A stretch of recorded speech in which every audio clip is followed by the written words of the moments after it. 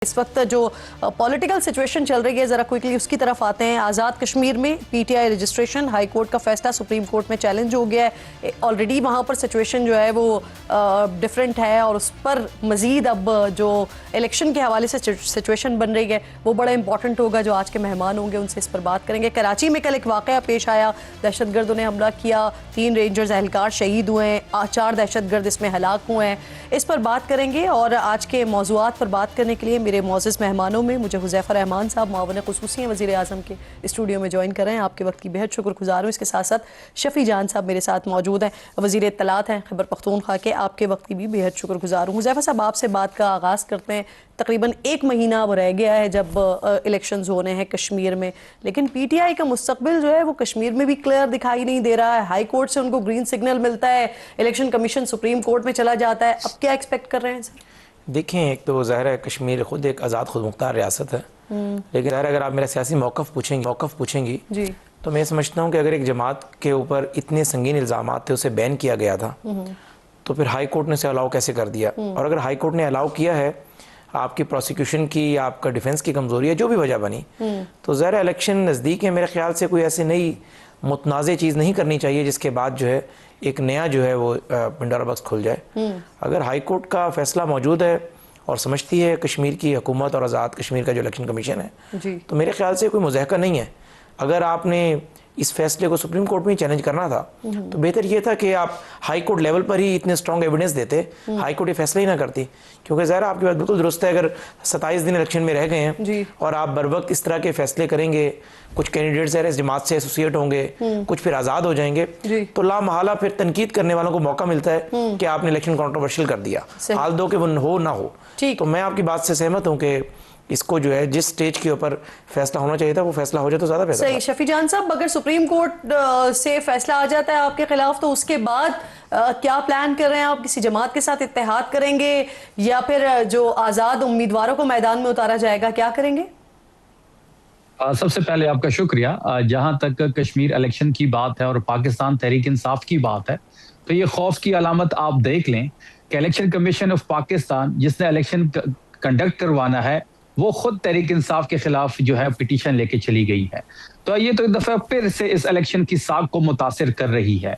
जहां तक इल्हाक की बात है तो आपने देखा था कि हमने जीबी डेमोक्रेटिक मूवमेंट के साथ भी इल्हाक किया था और उसका निशान भी पोलो मैन था। और जब इनको ये पता चला कि तहरीक इंसाफ के तमाम उम्मीदवार जो है वो एक निशान पे लड़ेंगे तो उन्होंने जीबी डेमोक्रेटिक मूवमेंट को भी बैन कर दिया। खौफ इमरान खान का है, खौफ इतना है कि आप खुद देख लें कि हाई कोर्ट का फैसला आता है और इलेक्शन कमीशन ऑफ पाकिस्तान उस फैसले के खिलाफ जा रहा है और इसी election of commission of Pakistan ने इलेक्शन भी वहां पे जो है वो देखने हैं। तो ये कितने शफाफ होंगे, किस तरह इलेक्शन करवाए जाएंगे? साख तो पहले दिन से मुतासिर हो गई है, लेकिन तहरीक इंसाफ मैदान में है और इंशाल्लाह हम मैदान खाली नहीं छोड़ेंगे। जिस तरीके से जीबी में, जिस तरीके से पंजाब के बाय इलेक्शन में, जिस तरीके से आम इंतखाबात में तहरीक इंसाफ के लिए कोई पॉलिटिकल स्पेस नहीं थी, यही उम्मीद हम कश्मीर में भी इस वक्त कर रहे हैं। सही। अच्छा हुज़ैफ़ा साहब, वैसे आज़ाद कश्मीर में ऑलरेडी हालात अच्छे नहीं हैं और ऐसी सिचुएशन में एक सियासी जमात को फिर से इलेक्शन नहीं लड़ने दिया जाना, आप नहीं समझते कि सियासी तौर पर इससे आपको मजीद नुकसान होगा? देखिए, अगर आप मुझसे बतौर पॉलिटिकल पार्टी के वर्कर के तौर पर पूछेंगे तो मेरा जवाब यही होगा कि आप दुरुस्त कह रही हैं, लेकिन गुजारिश ये है कि तहरीक इंसाफ पर जो बैन हुआ वो लामहला आपने देखा कि 9 मई 26 नवंबर 2024 की एक्टिविटीज़ और उसके बाद ज़रा उन्होंने यहाँ पर इलेक्शन कंडक्ट नहीं कराया था। लेकिन मैंने तो आपकी बात को खुद आगे बढ़ाया कि या तो हाई कोर्ट लेवल के ऊपर जो कश्मीर का आज़ाद जम्मू कश्मीर का इलेक्शन कमीशन है वो तमाम एविडेंस फाइल पे रिकॉर्ड करवाता और ये फैसला ही ना आता। लेकिन बर वक्त आप हसल में जब इस तरह के फैसले करते हैं तो फिर आप जैसे एंकर्स को भी तनकीद करने का मौका मिलता है, शफी जान जैसे दोस्तों को भी तनकीद करने का मौका मिलता है। लेकिन इतना मैं आपसे इख्तलाफ करूंगा कि अगर आप को रिलेट करेंगी कि जो आज़ाद जम्मू कश्मीर में हो रहा है, रावला कोर्ट में हो रहा है, उसको मेरे ख्याल से इससे इसलिए नहीं जोड़ा जा सकता। शायद पाकिस्तान तहरीक इंसाफ भी वो जो टोला है उसकी सपोर्ट नहीं करती। अच्छा, रावला कोर्ट का आपने तस्करा किया तो रावला कोर्ट के मामले पर पहले मौलाना फजल रहमान साहब आए, उन्होंने सालिसी की पेशकश की, लेकिन फिर वो बात आगे नहीं बढ़ सकी। अब जमात इस्लामी भी मैदान में आ गई है, हाफिज नईमुर रहमान साहब मुलाकातें भी कर रहे हैं, जबकि जो कलदम कमेटी है वो भी उनकी सालिसी को कबूल कर रही है। हुकूमत को कबूल होगा ये? हाँ, ये बड़ा अहम सवाल किया। देखें, पहली बात तो ये है कि मैं at the cost of repetition, मेरी बात बीच में रुक गई थी। हाफिज नईम साहब बैरिस्टर गौहर के साथ बैठ के प्रेस कॉन्फ्रेंस कर रहे थे और ये सब लोगों को पता है कि सबसे पहले कलअदम एक्शन कमेटी जो है इसने पहला एहतजाज तहरीक इंसाफ के दौर में शुरू किया था, जब वजीर आजम AJK में तहरीक इंसाफ का जो है वो जो MLA है वो मौजूद था।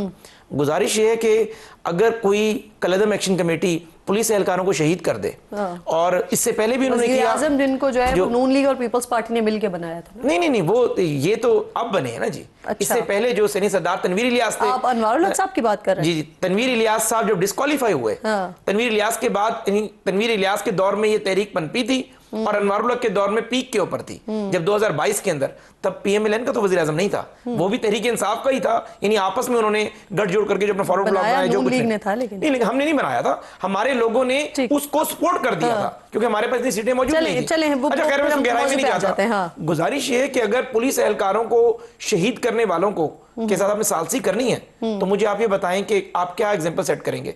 हमने तो जिन लोगों ने वीडियो बयान दी है, रियासत ने वैसे उन्हें गले से लगाया है कि ठीक है गलती इंसान से होती है, सुबह का बुरा शाम को आसान कर दे ना, यानी हुकूमत जो है वो हाफिज नईमुर रहमान साहब की सालिसी को कबूल नहीं करेगी। नहीं, हुकूमत सालिसी को बिल्कुल कबूल करेगी, लेकिन उन लोगों की हद तक जो कि समझते हैं हम कि इनोसेंट हैं, उन्हें वर्गलाया गया है, उनकी जहनसाजी गलत की गई है, जिन्होंने रियासत के कानून को हाथ में नहीं लिया। अगर किसी पे क्रिमिनल केस मौजूद है, 302 की FIR मौजूद है, पुलिस एहलकारों को उन्होंने शहीद किया है, बंदूकें उठाई हैं, एविडेंस मौजूद है, फिर तो हाफिज नईम साहब को भी दरखास्त करेंगे। हुकूमत ऑलरेडी इस पे ये भी कह चुकी है ना कि पिछली दफा जो मुज़ाकरात किए थे उसमें तो सारे केसेस खत्म कर दिए थे, लेकिन वो गलती थी, अब वो गलती नहीं करेंगे। उसमें ज़ाहिर है 302 के केसेस खत्म हुए। बिल्कुल ठीक। शफी जान साहब, आपने जो आज बैरिस्टर गौहर साहब ने एक लिस्ट पोस्ट की अपने सोशल मीडिया पर, ट्विटर पर, जहां पर उन्होंने अपने उम्मीदवारों के बारे में बताया, लेकिन उसमें एक दिलचस्प बात यह है कि उसमें वो 12 नशिस्तों पर, महाजिरों की नशिस्तों पर आपने अपने उम्मीदवार जो है वो कैंडिडेट नॉमिनेट नहीं किए हैं, तो क्या उन नशिस्तों पर आप लोग इलेक्शंस नहीं लड़ रहे हैं? देखिए, इस वक्त जो है पार्टी एक प्रोसेस से गुजरी है। बोर्ड बनाया गया था, बोर्ड से जो है वो तजवीज़ ली गई और उसी तजवीज़ की रोशनी में जो कैंडिडेट्स है उसकी अनाउंसमेंट हो गई है। जहां तक 12 हलकों की बात है तो उस पर भी तहरीक इंसाफ जो है अपने कैंडिडेट्स को जरूर लाएगी, लेकिन उसके लिए अभी जो है मशावरत जारी है। ठीक, चले, जैसे कि आप कह रहे हैं कि उस पर कैंडिडेट लाएंगे, लेकिन वो मुशावरत के बाद होगी। बिल्कुल ठीक। अब थोड़ा सा आगे बढ़ते हैं। मुनीब फारूक साहब ने, हमारे फेलो जर्नलिस्ट हैं, उन्होंने बुशरा बीवी से मुलाकात के हवाले से खबर दी, फिर कल मेरे प्रोग्राम में मरियम भुट्टो साहिबा ने इसकी ऑलमोस्ट तस्दीक भी कर दी कि उन्हें पैगाम दिया गया था, लेकिन वक्त नहीं था इसलिए मुलाकात नहीं कर सके। कोई 2 बजे के करीब मैसेज आया, लाहौर से उन्होंने आना था। तो ये पैगाम किसने दिया था वैसे शफी साहब बैरिस्टर गौहर को मुलाकात के लिए बुला लें? नहीं, किसकी मुलाकात की आप जिक्र कर रहे हैं? किसको पैगाम दिया गया था? बुशरा बीबी से, उनकी फैमिली की। देखिए, पहली बात यह है कि जहां तक मुलाकातों की बात है तो आपने देखा होगा कि कुछ रोज पहले बैरिस्टर सैफ की मुलाकात की जो क्या सराइयां थी, जो हेडलाइंस थी, वो मीडिया उसको प्रोपेगेट कर रहा था। लेकिन जब हमने अपने एंड से पता किया तो ना तो बैरिस्टर गौहर को ऐसा कुछ बताया गया और ना ही पार्टी में किसी को इसके बारे में इल्म था। देखिए, बात बड़ी वाज़ेह है कि हुकूमत बैरिस्टर गौहर के बारे में, बैरिस्टर सैफ की तो मैं बात नहीं कर रही, मैंने इसी वजह से आपको कॉन्टेक्स्ट के साथ बताया कि मरियम भुट्टो साहिबा ने इस बात की तस्दीक की है कि उनको बैरिस्टर गौहर का मैसेज मिला था कि मुलाकात के लिए आ जाएं। मैं तो ये पूछ रही हूँ, बैरिस्टर गौहर को किसने मैसेज दिया था? ये नहीं, मुझे इस बारे में इल्म नहीं है, ये मैं बैरिस्टर गौहर साहब से ही पता करूंगा तो ही इसमें मैं कोई कमेंट कर पाऊंगा, लेकिन मुझे इस मुलाकात के बारे में कोई इल्म नहीं है। आपके इल्म में है?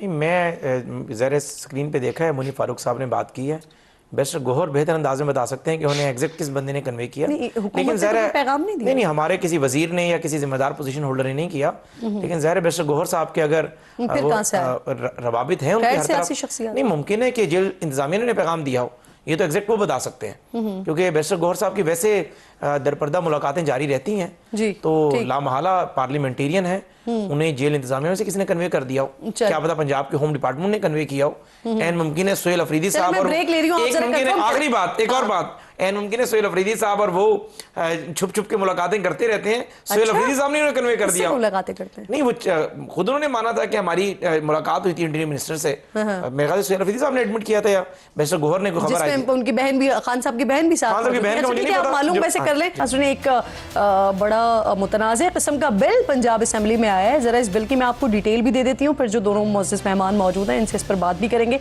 पंजाब का control of habitual offenders and anti social behaviour bill है ये 2026। ये एक ऐसा निज़ाम तजवीज़ कर रहा है कि जिसके तहत इंतज़ामिया सिर्फ एक इंटेलिजेंस कमेटी की राय की बुनियाद पर किसी शख्स के बैंक अकाउंट को मुंजबित कर सकती है, उसकी जायदाद को जब्त कर सकती है, उसका मोबाइल फ़ोन कब्जे में ले सकती है और उसे इलेक्ट्रॉनिक निगरानी में रख सकती है। स्पीकर के इल्म में लाए बगैर ये बिल कमेटी तक पहुँच गया और वहाँ से होकर दोबारा ऐवान में भी अब आ गया है। सर, ये इंतहाई मुतनाज़ किस्म का बिल है जो पंजाब में लाया जा रहा है। सर देखिए, मुझे आपने 2-3 मिनट की पेशेंट ऑडियंस देनी है मामले पे, क्योंकि मैं खुल के मौका वापस अब 16 ही कर लें आज किरण साहिबा। मैं कभी उसी चीज़ का दिफा नहीं करता जिस को मैं as a lawyer court of law में डिफेंड ना कर सकूं। एक गुजारिश तो है कि हुकूमत कोई भी इस तरह के बिल लेकर आती है, नीयत ख़राब नहीं होती, लेकिन मैं एक बड़ा दिल कर आपको बता रहा हूँ कि हम जिस तरह के माशरे में रहते हैं उसी तरह के माशरे में वैसे ही ऑफिसर्स होते हैं, फिर वो बिल मिसयूज़ होते हैं। तो मुझे जब मैं आपके स्टूडियो में दाखिल हुआ तब मुझे ये इससे 2-3 मिनट पहले मैंने ये बिल के कंटेंट सारे पढ़े जी। और अगर ये कंटेंट यही हैं तो मैं समझता हूँ कि इस तरह के कंटेंट्स अगर आप जमहूरी मुआशरे के दौरान इस तरह का बिल आए तो एक तो कोर्ट ऑफ लॉ के अंदर भी सस्टेन नहीं कर पाएगा, क्योंकि मुझे खुद एक तजर्बा एज अ लॉयर भी अपोजिशन में हमने भुगताई है। DIC जो होती है डिस्ट्रिक्ट इंटेलिजेंस कमेटी, उसमें कंसर्न DC चेयरमैन होता है। बुनियादी इंसानी हुकूक के मुनाफे बिल, कभी यहाँ पर टावर के हवाले से बिल आ जाता है विफाक में, कभी पंजाब में इस तरह का बिल आ रहा है।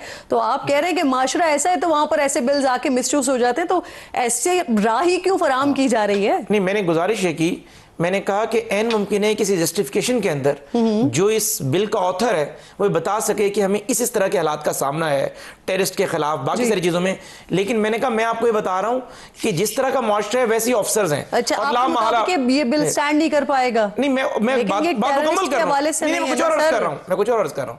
मैंने कहा कि फिर इस तरह के बिल जो है वही ऑफिसर वो हम में से होते हैं ना, वहां मिसयूज होता है। तो इस तरह के बिल को मेरे ख्याल से इसका दिफा मुश्किल होगा। ये किसी ऑफिसर या ये किसी दहशतगर्द वगैरह के लिए तो है नहीं ना, यहाँ पे इसको पर्सन स्पेसिफिक नहीं किया हुआ। शफी साहब, आपकी नजर से गुजरा है ये बिल? देखिए, इस वक्त जो पाकिस्तान की सूरत हाल है, ये इन बेचारों के बस में कुछ नहीं है। इनको एक स्क्रिप्ट पकड़ा दिया जाता है या कोई बिल पकड़ा दिया जाता है, ये असेंबली ले आते हैं, इनको खुद भी पता नहीं होता और बाद में बेचारे आप जैसे एंकर इनसे सवाल करते हैं तो इनके पास जवाब नहीं होता।